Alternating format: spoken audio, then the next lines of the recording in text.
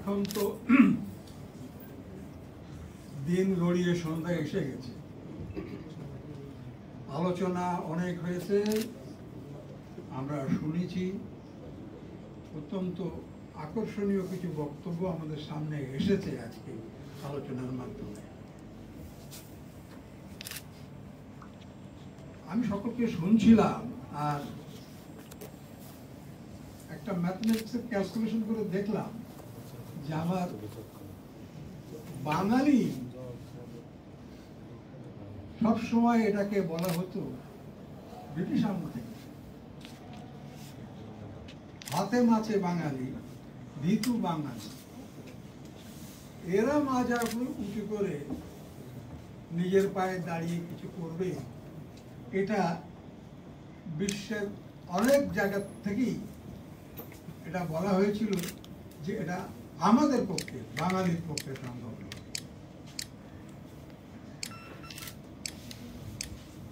আমি বেশি কিছু বলবো না, অনেক কথা হয়ে যায়। আমি শুধু একটা কথা বলে শুরু করছি, সেটা হচ্ছে, এবং তাড়াতাড়ি শেষও করবো, সেটা হচ্ছে যে এই যা কিছু আন্দোলন, মুভমেন্ট যাই বলেন, এই বাংলাদেশে হয়েছে, এটা কিন্তু শুধুমাত্র বাঙালির মুখের ভাষা যে বাংলা ভাষা, এই ভাষাটা সবকিছুর মূল্যে রয়েছে।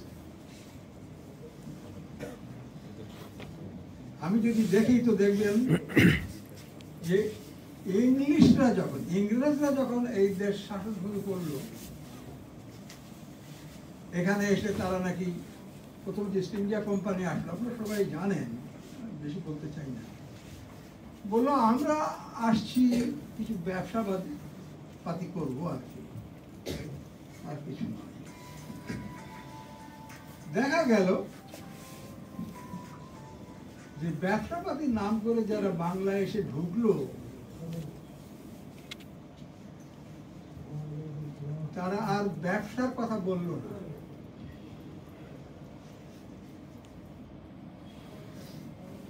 তারা দেখলো যে আজকে ইন্ডিয়াকে যদি কবজা করতে হয়, সবচেয়ে দরকার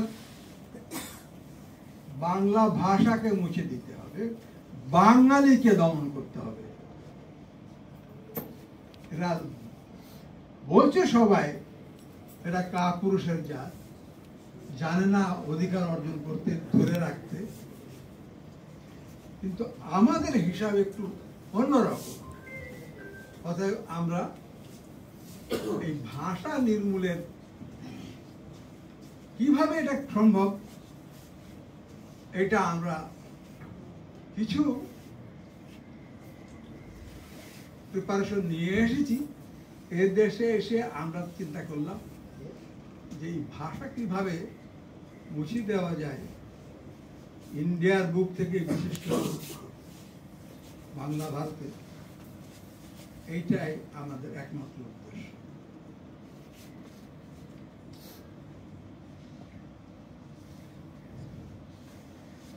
এরপরে দেখেন পাকিস্তান আমল থেকে কি শুরু হলো,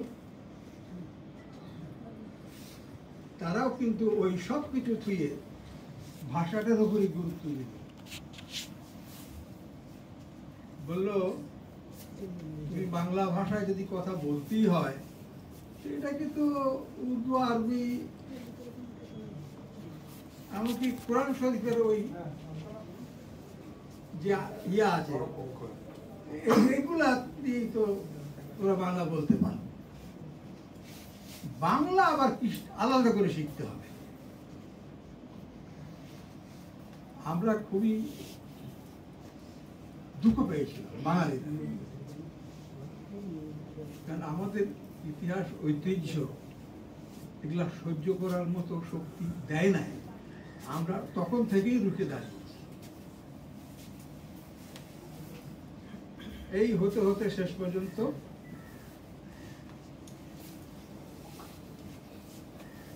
পাকিস্তানিদের সঙ্গে আমাদের মোকাবেলা হলো। তারাও দেখলাম একই জায়গায় স্থির হয়ে আছে, বাংলা ভাষাটার উপরই তাদের আক্রমণ,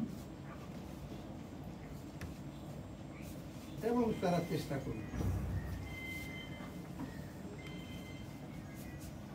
কিন্তু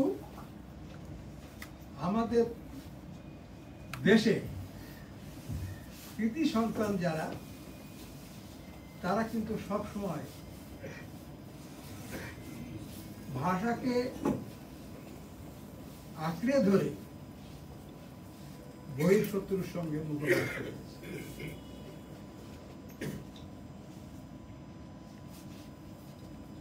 আমি বলতে চাই, ভাষা আন্দোলনের জন্য যে সমস্ত সংগ্রাম বাঙালিরা করেছে, আমাদের এই ঐতিহ্য যেন আমরা হারিয়ে না ফেলি, এটাকে আমরা ধরে রাখব। এইটা ভবিষ্যতের পথ পরিক্রমায় কিন্তু আমাদের পূর্বে যেভাবে সাহায্য করেছে, একইভাবে আমরা দৃঢ়ভাবে বিশ্বাস করি এই ভাষা আমাদেরকে সাহায্য করে যাবে।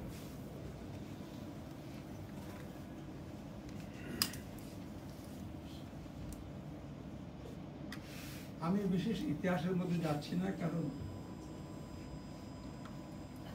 আপনারা সবাই জানেন শেখ মুজিবের 6 পয়েন্ট ডিমান্ডস, ছাত্রদের 11 পয়েন্ট ডিমান্ডস। আমরা প্রত্যেকটা ডিমান্ডস একটু খতিয়ে দেখেন, সব কিছুর পিছনে কিন্তু এই ভাষাকেই আমরা সবসময় গুরুত্ব দিয়ে সামনে এগিয়েছি এবং কৃতকার্য হয়েছে।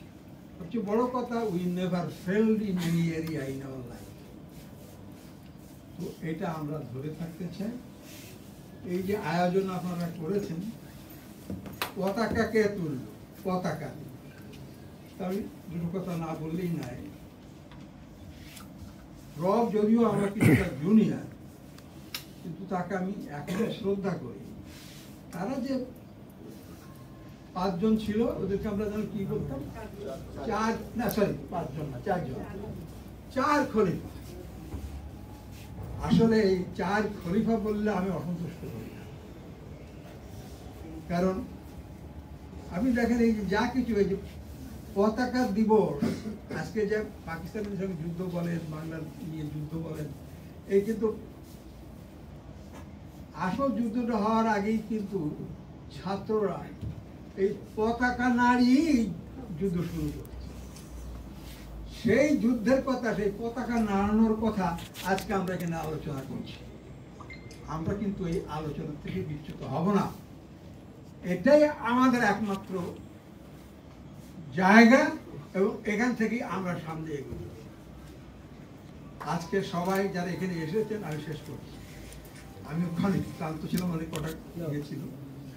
তো আমি বলতে চাই, ভাষাটাকে কিন্তু আঁকড়ে ধরে আমরা থাকব। আমরা সামান্য বাঙালি হতে পারে, আমাদের সংখ্যা হয়তো নগণ্য হতে পারে, কিন্তু আমাদের যে শক্তি আছে দেশবাসীর প্রতি এবং বহির্দেশের প্রতি, এই শ্রদ্ধা আমাদের কমবে না। অর্থাৎ আমরা যদি আপনাদের সকলকে শ্রদ্ধা করতে জানি, বাঙালি জানে শ্রদ্ধা করতে, তো বাংলা ভাষাও যাবে না, বাঙালিকেও আপনারা দমিয়ে রাখতে পারবেন না।